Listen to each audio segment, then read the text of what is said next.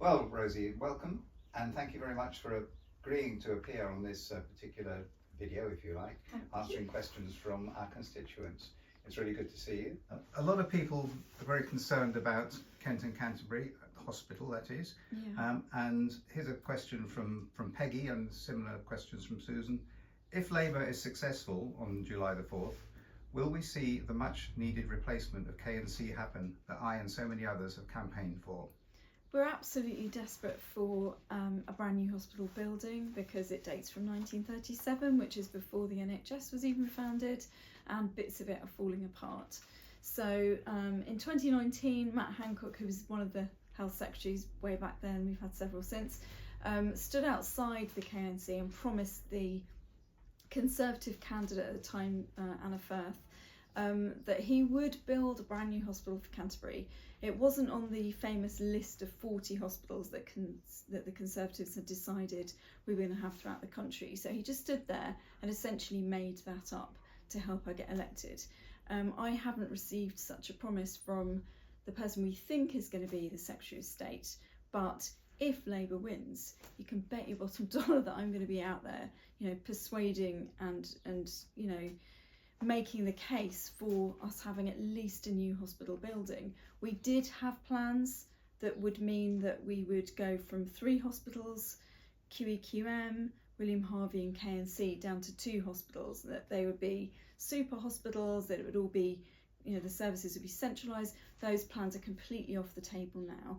We spent a long time consulting, probably at least 5-6 years, doing various consultations and talking to the government about funding and how that would work, and the health trust was trying to work out what would happen. None of it came to anything, which is really sad because an awful lot of residents have been very invested in this since, I got involved in about 2015, and it's basically essentially come to nothing. So we do desperately need to look at our hospital provision, and there are so many issues. I could just do a Q&A just on this. But yes, I will push and push and push, keep talking to whoever is the health secretary and try and get us some help with that. So Peggy and Susan and the others can be confident that your voice will be loud and clear and strong within any upcoming Labour government. Always. We really need some help here. Yeah. Another local issue that actually is of concern to people, and this was from Nikki and others, is about the state of Canterbury city centre. People feel unsafe walking through there, and we have had a history, unfortunately, of some violent attacks. In fact, there was one only last week, I think, or the week before. A visitor was knocked to the ground and quite nastily injured.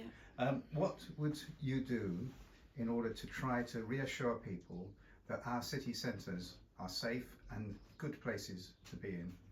These incidents, thankfully, are still really rare, and we talk a lot about antisocial behaviour at the moment, just as a country, but I get a lot of emails on this. There's definitely a perception that we need more police on the ground, that we need more visible officers, and my team and I meet regularly with Kent Police and the neighbourhood team who are based in Canterbury, who I know desperately need more officers to be around. And the truth is that we've got a Police and Crime Commissioner who's in charge of the budget, and his money comes from central government.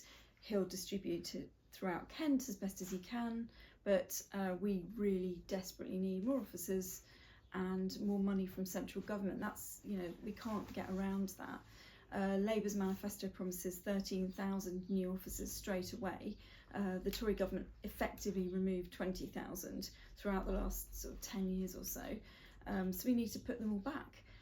Without those officers, we can't do the job that is needed. But thankfully, our local police have started up initiatives like the Safer Streets campaign, and they work with groups in the university, the Ethnic Minority Council, the local council, Kent County Council, and they get as many pots of funding that are available as possible to start schemes up like that. We've got CCTV all over Canterbury, but instead of cameras, we need neighbourhood policemen, police officers. We need more feet on the streets, and we need more money for that. And you think policing is the best way of doing this? I think so, because neighbourhood policing, I know our Chief Inspector is really keen on this, means that those officers will get to know their neighbourhood. So certainly used to be more of this, where a school will know their local PCSO, their local beat officers, and our beat officers are brilliant, but they have to cover a huge area. And we just need more of them. But it's when you can get to know each other, you can get to know what might be happening, what is happening, what's really an incident, what needs dealing with. You just get to know everybody in the neighbourhood, and that's what we need to bring back. Another point that actually crosses both local and national issues is housing, of course. And as you're aware, there's a big housing project being planned in the Blean area, which has got a lot of local opposition. But we do need housing for our population, our growing population. And this is a question, I say, from Richard, but also several other people have phoned in to say the same thing. Where do you stand on concreting over the countryside with projects such as the 2,000 houses in the Blean area as set out in Canterbury City Council's draft local plan? Are you in favour of it? I think it should come as no surprise that, as an MP in the Garden of England, I'm not in favour of concrete. I prefer grass and trees and green things. I'm also a member of the EFRA Select Committee, so we deal in all environmental, agricultural, rural, farming issues. And, I have to be... I've read so many letters and met with the people leading the campaign on the particular, you mentioned the Blean, that area, and the housing that's being, the land that's being sold by the university. It's an incredibly unpopular plan, and I understand why. I mean, I don't think personally that we can sustain that many homes there, and also that is a much loved area where lots of us go and walk our dogs and just sit and have a picnic. It's beautiful countryside, and we are the Garden of England. And the problem with that particular development is that the university are desperately trying to solve historic debts. They're selling that land potentially for, it's all profit, it was gifted to them, so they stand to sort some of their financial woes out that way. The problem is that, it's desperately unpopular. We don't want to lose that area, and it is all being consulted on, so I have to be really careful what I say. I've submitted to the consultation based on what residents have told me, and I'll be keeping a very close eye on that and talking to Canterbury City Council. We just need to keep that dialogue open. I know people are very unhappy, and I hope, because it is a consultation period, that isn't how things will necessarily end up. The local plan is just sort of draft local plan, and the fact that people have been so engaged with the process is incredibly helpful to local councillors and people like me, because they really are interested in what's going on and can talk about other developments. It's not just the Blean. There's an awful lot of areas throughout this constituency that people are worried about, like Brooklands Farm. I'm going to go and meet that group in a couple of days and talk about how that could be mitigated as well. So I'm a bit limited in what I can say. A big issue is that these top-down housing figures come from central government, so without any consideration about the fact that this is the Garden of England, we don't have a huge amount of space. We don't really have the jobs for those people that are supposed to be coming in. We've also got 3,000 people on our waiting list who really need social housing. We're not dealing with that by building these so-called executive homes. So we need the right home in the right place, it needs to be affordable. There are so many issues, and we really need to start sorting it out. And I would really like to fight those central figures and explain to the government we don't have the space down here that you might have in, say, the Midlands. Thankfully, the Labour Party are proposing these new towns around about the Midlands. We know, not trying to shove all our housing stock up there, or our constituents, our residents that are already here need decent homes. Unfortunately, the last council sold off a load of the properties. But there has to be a balancing act. Right home, right place, sticking to being the Garden of England, and I think we can get there. Right. And you think that this is partly going to be done by shifting the emphasis away from the southeast into other areas of the country which are perhaps in more needed development? Yeah, I mean, we know we need more housing, but everything is so cramped into this corner. We have a really good train service, for example, but it hasn't got an awful lot more capacity. So if we're building homes for people that are going to be commuting on that service, that has a knock-on impact on that service, the other infrastructure.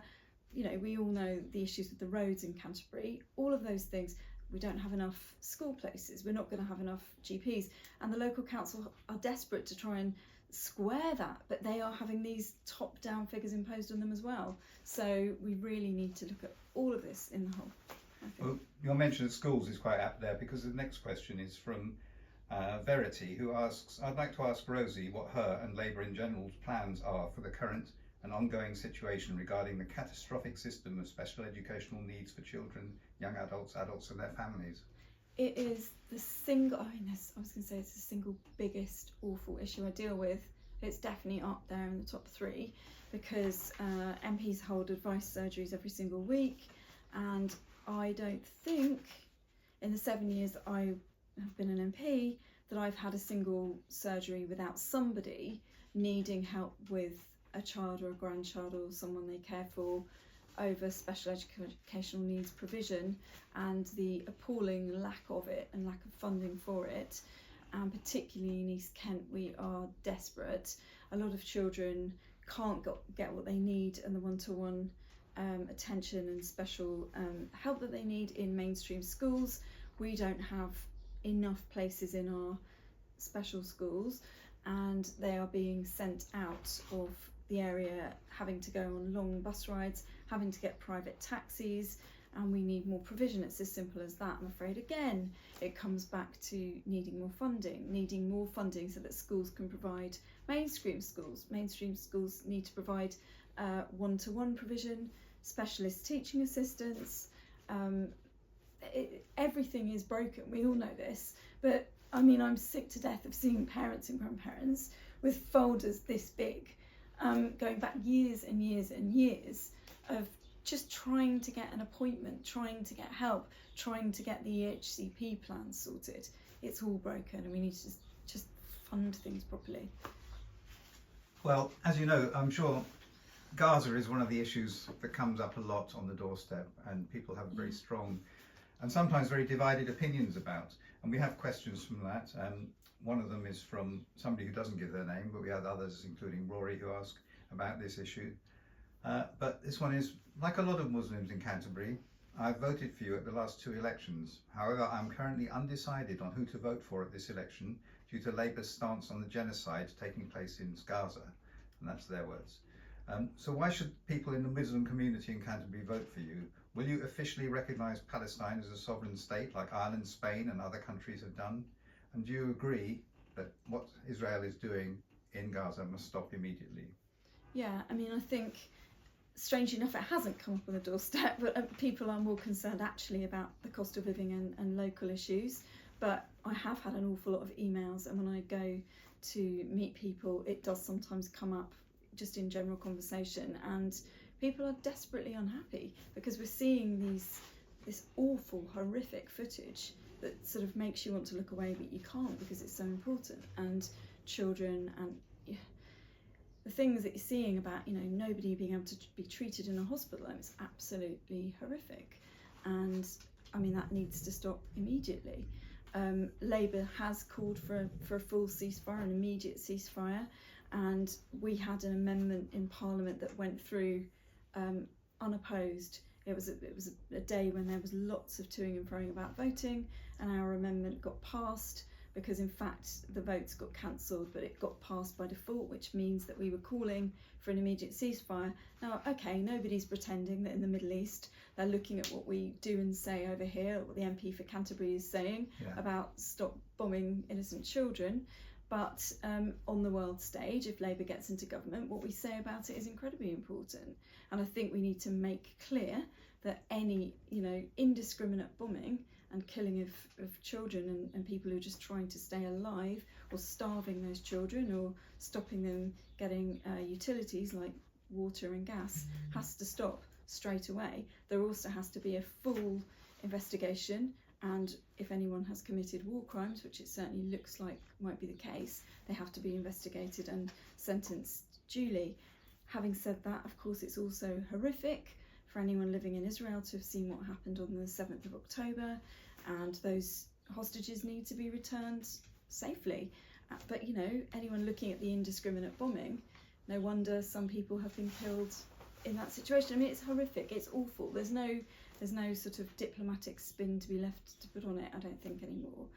But we do need to be very clear now and align with other countries, I think, and call it out and say enough. And we need to work towards the two-state solution that Labour has always called for, to recognise Palestine as a state in the same way that everyone recognises Israel has a right to exist. So those things are things that Labour and government can work towards and should do as a priority, in foreign affairs. I have a question here from Claire, and she says, I'm 100% confident that as my MP, you would continue to represent and fight for my rights as a woman. However, I'm equally confident that if the party you represent wins, they will have no problem in removing those very same rights. How do I square this at the polling booth? That's a very good question. I think by keeping me in Parliament, really, Claire is the only. There's me and a few other women who have been, mostly women, who've been very loud on this issue. And it's not because I'm a transphobe, and it's not because I'm a bigot or any of the sort of other rubbish that I read about myself.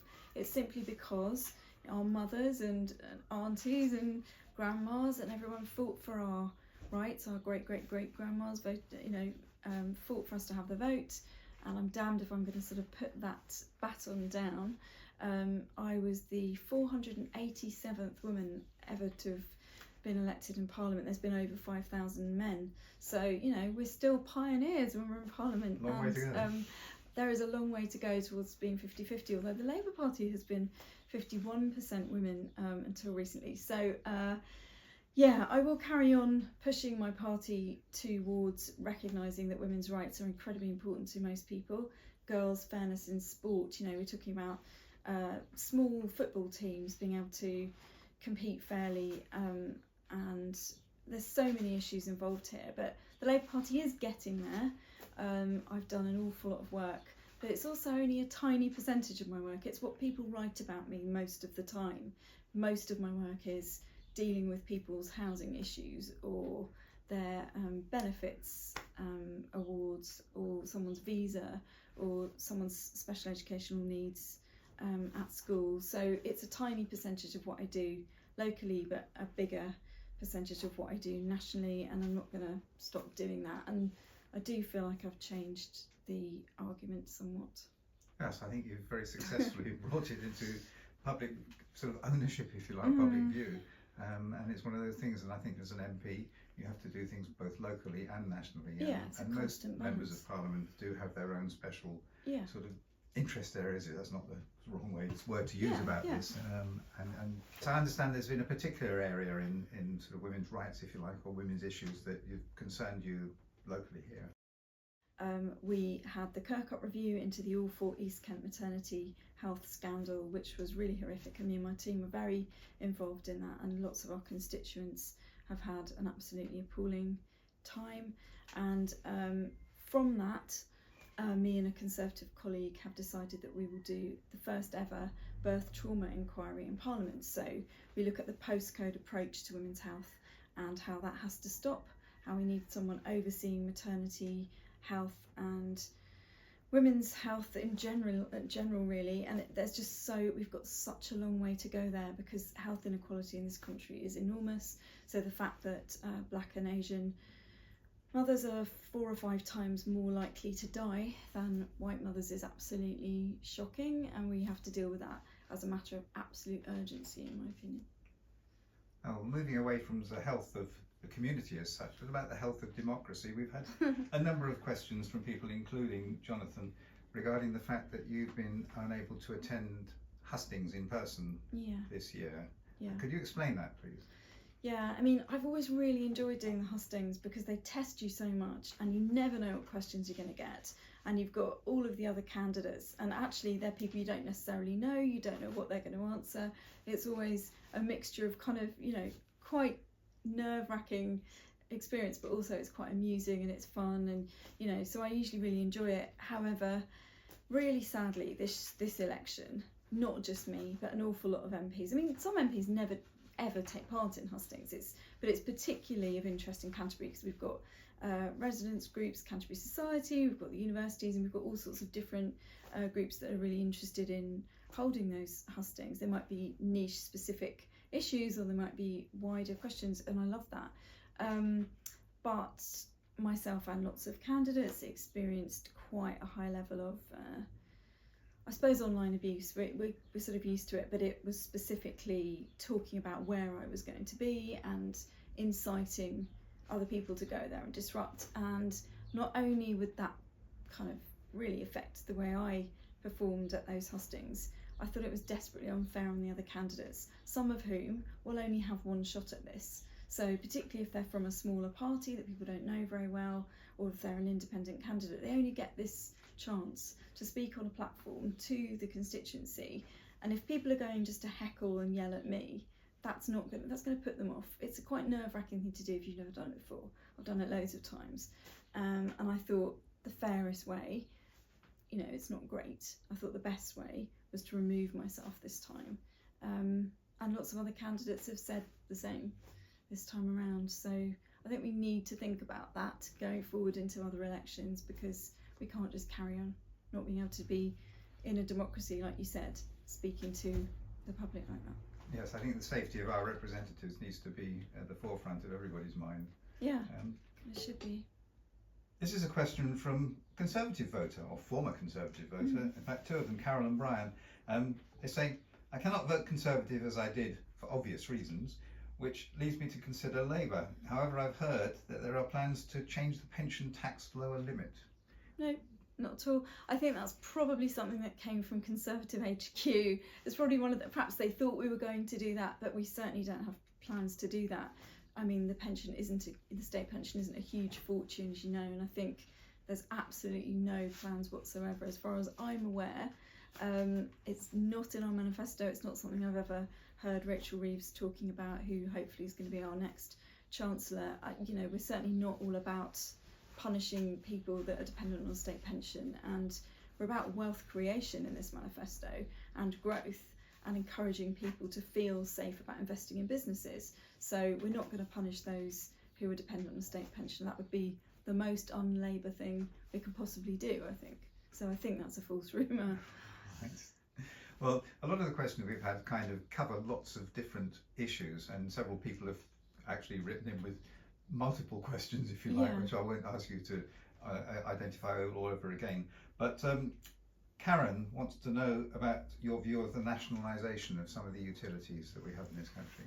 I think I was incredibly proud of our 2017 manifesto, because it, for the first time ever that I've been politically active, I heard the word manifesto on the doorsteps, and we were talking about renationalising some of our utilities. In 2019 we were slightly ridiculed because it looked as though we were going a bit too far on that. We were kind of wanting to renationalise everything, and it was deemed to be impossible financially, and that would just cost too much. But this time around we've committed to renationalising the rail service, thank goodness, because everyone that travels in the rail service in this country knows that you might get a really good service up north and a really terrible service down south, or the other way around, depending on the company that's running the rail line that you use.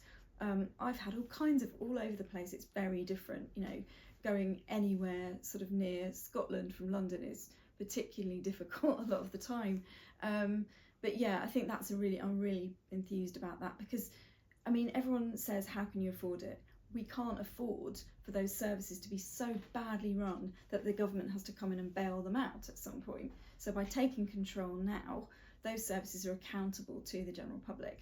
I would really like to see us be in a position to renationalise the water companies and water provision generally, and sewage provision for obvious reasons. I think I've gone on and on and on about Southern Water quite a lot, and the sewage spills and the storm overflow incidents which can occur when there's been no rain whatsoever, and we know that those companies are not properly held to account.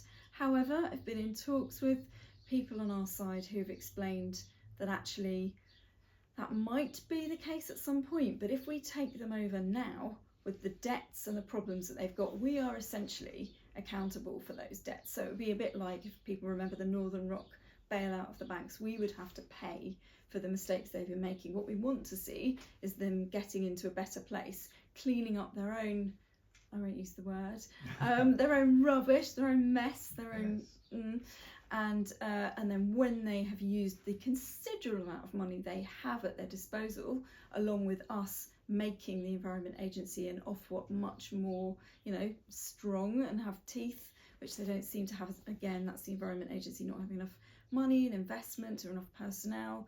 I mean, all of it is circular. There has not been enough investment in this country, in those kind of agencies and those people doing those jobs.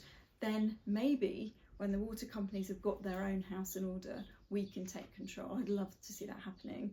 And SOS Whitstable are working towards that aim, a local campaign group, and we presented a petition to number 10 Downing Street, which had, I think it's got tens of thousands of signatures now. So people do want us to take control of these profit-driven companies, and I really hope we can do that soon.